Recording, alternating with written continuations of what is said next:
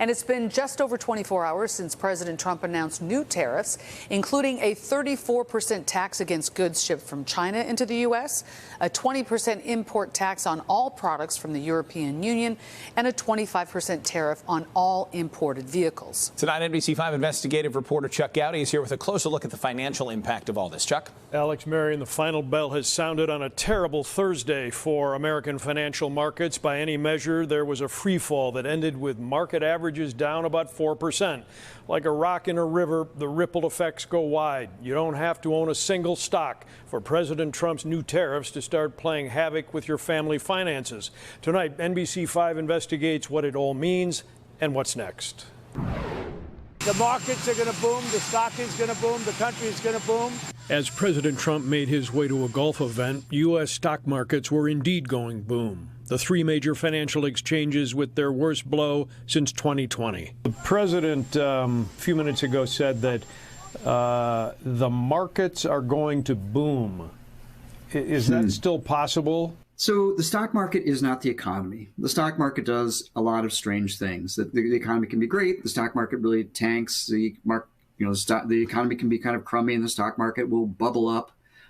So I can't say it won't happen, but this certainly won't help. Tonight, economic experts still trying to understand how the administration deciphered tariffs long charged by foreign nations on American goods that are being used as the basis for President Trump's so-called reciprocal tariffs, listed on a chart that he held up yesterday in the Rose Garden ceremony. Those numbers are very different from numbers that I have seen from, for example, the World Trade Organizations or the UN or any of the other normal economic bodies.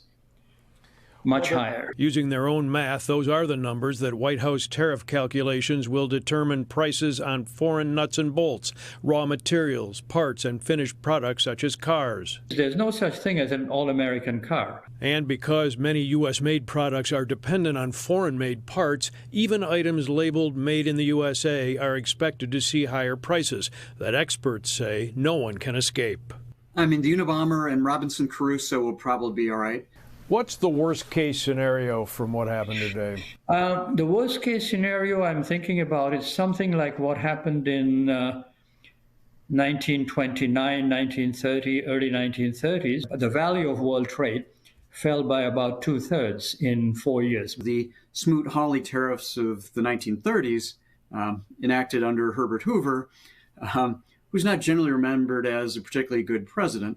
These went on, the Smoot-Hawley tariffs went on, and it caused a real downward spiral of international trade.